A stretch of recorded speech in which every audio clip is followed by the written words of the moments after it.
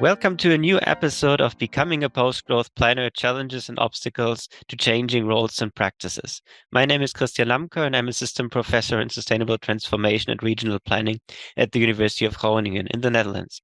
And today my guest is Jin Xue. Thank you, Christian, for inviting me to this podcast. My name is Jin, and I'm professor in urban and regional planning in Norwegian University of Life Sciences. So I'm an urban planning researcher and do research about sustainable urban development and planning. Also uses post-growth as a kind of framework or analytical normative framework. Jin, you were among the first, I would say, in Europe to think about degrowth, post-growth already more than a decade ago, when you entered the debates early from the directions of sustainable housing in particular. How would you say, from today's perspective, did this research shape your thinking about post-growth, and which maybe growth-based problems were most obvious? I entered into the post-growth debates back to the 2009 and 10. It was actually the first or second degrowth conferences that was held. And by that time, I wrote my PhD thesis about sustainable housing development. Actually, my engagement with post-growth debates at that time was not driven by degrowth or post-growth debates themselves, but was actually driven by the findings of my research. I had an open question about how we can achieve environmental sustainable housing development. And then my findings of both theoretical inquiries and empirical case studies show that if we continue to build more and more, and if per capita floor area is increasing all the time, it is impossible to decouple this growth from all types of environmental consequences. And here I talk about environmental consequences that includes encroachment on land, energy, resource consumption, so on. So this finding, they leads me to the conclusion that we have to address growth as the solution to environmental problems. So therefore, degrowth is kind of conclusion of my studies. The most growth-based problems in housing sector is that you basically cannot achieve long-term environmental sustainable development if we continue to build no matter how eco-efficiently or resource efficiently they were built. So you could say that my first engagement with post-growth is a bit narrow, that it's focused on the level and volume of consumption in the housing sector. But later on, I began to draw on post-growth in a more systematic way and also use it to challenge the paradigm of housing planning and housing development. Mm. And there, the growth-based problems I found are more about the neoliberalization, marketization, and also financialization of the housing system, the tenure structure, and the conceptualization of sustainable development in housing planning, the basic premises and the goals of housing development. So it's therefore beyond the consumption, but more about the system of the housing sector. Yeah, Jin, it's quite fascinating how you ended up with maybe post-growth, degrowth as a conclusion already more than 10 years ago, how you jumped into core dimensions of planning, how we use land, how we develop floor spaces, and how our consumption of those relates also to the resources that we use to produce and to reproduce and to maintain them. If we move a bit further to today, so how would you see and use post-growth as a lens to understand sustainable housing today in Europe, in today's European Mm. situations where we still talk a lot or even more talk about housing crisis, problems of housing affordability, housing shortages, and all these terms that are around? I think in post-growth debates, sustainable housing is not a new topic. It has been debated by degrowth scholars for many years. I find that in the mainstream degrowth housing studies, there is a predominant focus on housing projects. And these housing projects were considered to be able to take care of both environmental concerns, but at the same time can provide equal access and are more inclusive and more and also create more social contact and caring. However, I think my approach to sustainable housing with post-growth as the lens is rather different. When we talk about new housing projects, which are often the focus of housing or degrowth housing studies, we often forget to ask this fundamental question: do we really need to build these projects? So instead, I focused on a higher geographic scale of the housing sector development as a whole. So I believe that when we apply post-growth values to the higher geographic scales, it generates different implications and meanings for housing development from those of a housing project. So therefore, my premise for understanding degrowth housing is that first we should meet the environmental sustainability, and that would primarily mean a cap on housing building, at least in per capita terms. And also, I would argue that maybe in many cities in Europe, per capita housing consumption is already high enough. And so, with that as the premise, we also need quite strong redistribution schemes in order to safeguard the social goals like equity, inclusiveness, and accessibility. So, and how we achieve this would require quite dramatic changes in how we operate the housing system in terms of supply, distribution, and use, also land use strategies, housing policies, tax systems, and also more generally the culture. So I think the biggest difference that post-growth offers to understand sustainable housing is that we have to redistribute within limits. I think that's the key message. So I think very often the limits part was forgotten when we're talking about degrowth housing. Quite fascinating because in practice, in planning, including our tools, instruments, legislation, it is a lot about dealing with limited available land, limited resources. And on the other side, you explained that it's still a problem that it's more and more, which means even that maybe some fundamental values need to change in how we see planning. Which substantive values from post-growth, degrowth are crucial for planning?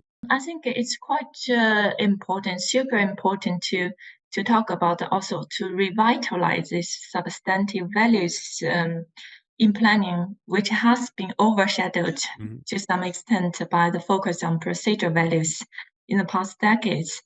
And I think inspired by post-growth, the most important values to be secured in planning are first, I think, respect to nature. Here, I think it's particularly the recognition of finity in the means that we can't exceed the planet limits and we therefore need to downscale. That's the very different message given by post-growth compared to mainstream green growth sustainability. So this fundamentally challenges the dominant planning practices today, which are always geared for growth, prepared for growth, and are also dependent on a growth mechanisms. When we make plans, we should give prominence, priority to the ecology over the social and the economic. But now I think the existing planning systems, they are doing the opposite way.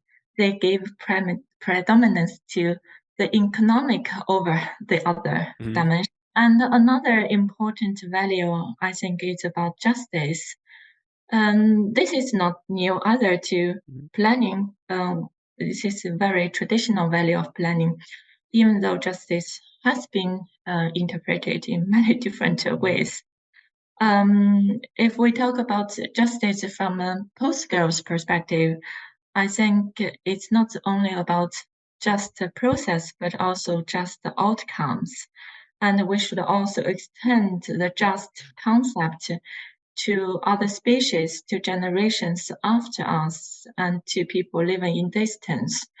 So more particularly, I think then planning therefore should try to avoid the failures in the satisfaction of basic needs, and also think of a ceiling on inequality. That means we should try to actually not allow an increase in the gap in terms of Yeah.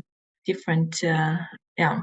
Yeah, it's quite interesting that you now mentioned respect for nature twice, where some planners might say we do have many tools to safeguard that environmental impact assessment.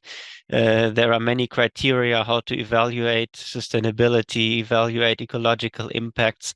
How would you say does respect for nature differ from these existing tools, instruments that are very much the core of many practices right now? Yeah. Maybe to be more precise, it should to be more accurate, it should be respect to limits, because the respect to nature, as you said, has already been taken into account in planning, and the sustainability concerns have already been there since 1980s in the planning discipline. I think, but most of the environmental concerns in planning are very much based on eco-modernist understanding. We have many tools, many concepts to secure the environmental concerns, but very often we use these tools, for example, the cost-benefit analysis tools. They also take into account the cost of environmental pollution and the resource and the nature. But their way to protect the nature is actually to put values on the nature, which I think is fundamentally flawed. And it's not the inherent value of nature that is protected. So I wouldn't say that that is the real respect to nature. Yeah, and also in decision-making processes, I think these methods are often very biased, and they only estimate the real values of nature. Yeah. Yeah, we now touch upon several planning instruments. I think you mentioned cost-benefit analysis, putting monetary value on nature is not a post-growth way forward. Do you see other ways how we could adapt, change, or invent new instruments or tools to, let's say, develop more in a post-growth way? I think we also need probably I think the most straightforward way is to cap on land use, on consumption, on traffic volume, on housing consumption. That's a very straightforward way. But I think it's not popular in current political landscape and the mainstream society. There are some analysis or environmental impact analysis that is not based on the monetary value of nature, but talking about the qualitative values of nature. We now already look a bit further towards the future. Looking into the future also means to think about some advice, as you have a lot of experience in planning research, housing research, sustainability for already a long time. Do you have advice that you can give a planning researcher today to use post-growth thinking in research? Are there major, or which major gaps do you see, and how could then a post-growth perspective enrich? I think there are many different ways to engage with post-growth thinking as planning researchers. Maybe first, I think researchers can use post-growth as a kind of value framework and a theoretical concept to critically analyze existing planning practices, to scrutinize, examine the planning theories, to understand the gaps perhaps in the planning theories and the shortcomings and limitations in planning practices. And there I say it's quite also useful if researchers can also combine with other urban theories to better understand how the structural economic systems, political systems shape and reproduce our urban and spatial development and the mainstream ideologies in planning. So I think this engagement will help us to be more aware of the social and the ecological implications of the growth paradigm. And another way to engage with post-growth, I think, is to use it as a strategic tool to repoliticize the discussion about futures.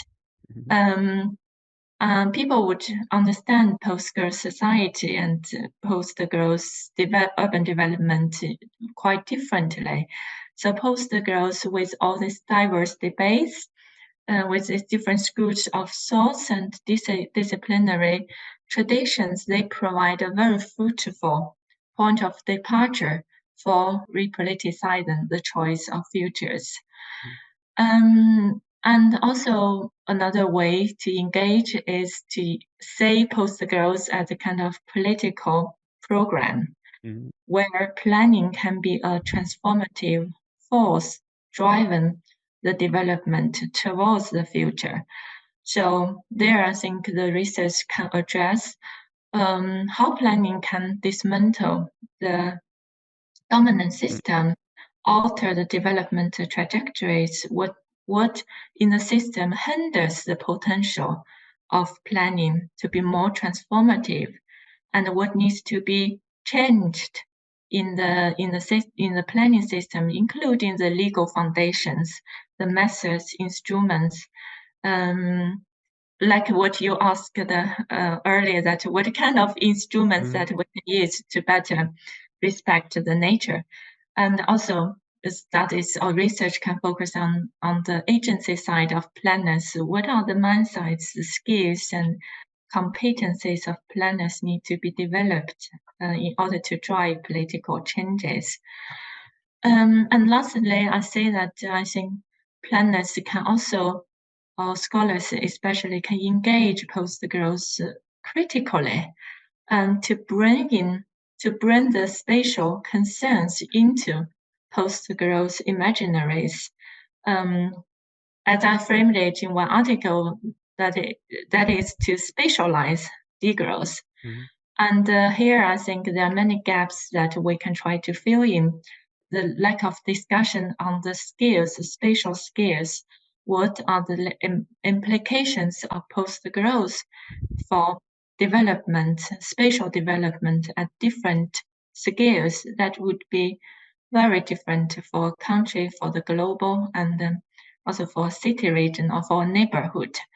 And what can be the conflicts and also emergencies between the scales when we apply the degrowth premises. Yeah, you have positioned the specific strength of planning as well to look beyond the specific housing project or other projects, to look at the upper larger scales, and to keep also the full impacts on other scales in mind. On the other side, that's challenging, as planning has for a long time focused much more on projects, on developing especially in an economic way, but also in just developing new land. What would you say, especially as we are both in a research university environment, what is also the responsibility or task or opportunity of research to then point to the problems and to use post growth to enable a better way to deal with the available resources and to keep an eye on ensure that we are within limits?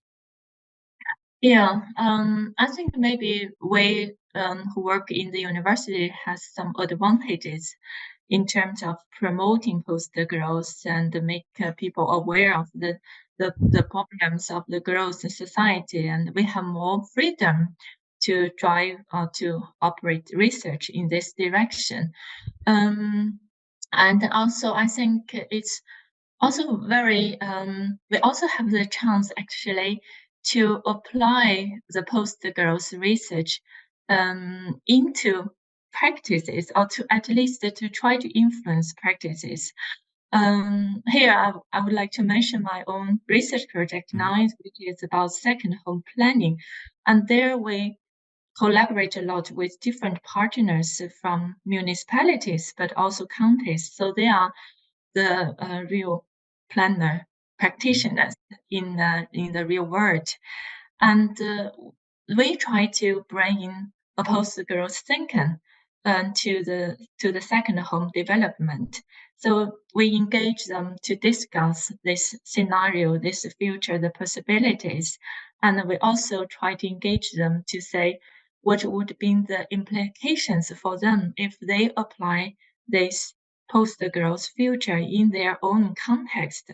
So I think that's also one way to help to influence the practice in planning. Out of curiosity, can second homes be post-growth in the Norwegian context, or is that a contradiction in itself? Yes, it has been very much debated in these days because in the past, I would say 3-4 decades, the second homes have been increased a lot in Norway, especially in the natural areas. So since the last 3 years, many municipalities have decided to slow down the growth because the local protests and people do not want to have more cabins developed in their in the municipalities. So that has a consequence that some new development areas were taken out from the plans, the land use plans. So that's there for the moment that in Norway, at least in Norway, we discuss what would be the future of second home development.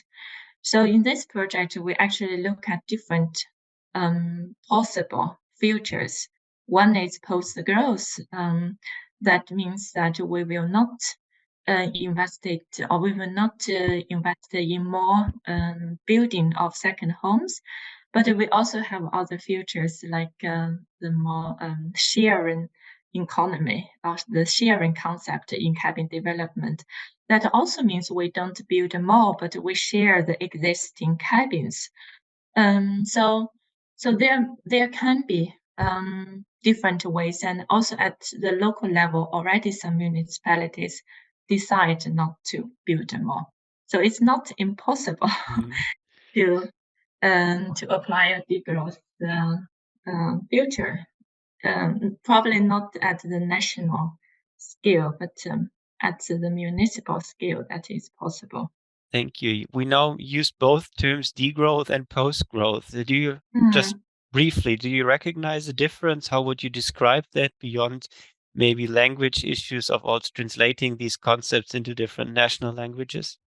In my early research, I used degrowth also because there were not so many choices at that time. But now I use more often post-growth and also prefer to use that. I think the difference is maybe just purely literally. It's that I feel that post-growth gives more nuanced and a bit richer associations and is more open because it first indicates very clearly that the growth paradigm is over. This message is not given by the term of degrowth. And also post-growth can mean that we move to a new era where growth is not plausible or possible, but at the least is at the same time it's not certain which direction we are taking. So I think particularly this openness is more inviting for debates and participation. And also, I think degrowth maybe it may determined in terms of where we will land. And also, in English words, there are many words that start with post, so it's easier to grasp, I guess. So for the sake of communication, it might be easier to use post growth, but I think degrowth does not necessarily mean that it's narrow or it's just one future. So it's just purely literally. Thank you. So then we are right into the debates how to bring forward post-growth and planning towards the future. And to do that, as usual in this podcast, as a final question, I would ask you to finish the sentence for us. Post-growth planning is. I had a definition in one of my articles about post-growth planning, and I will use that definition.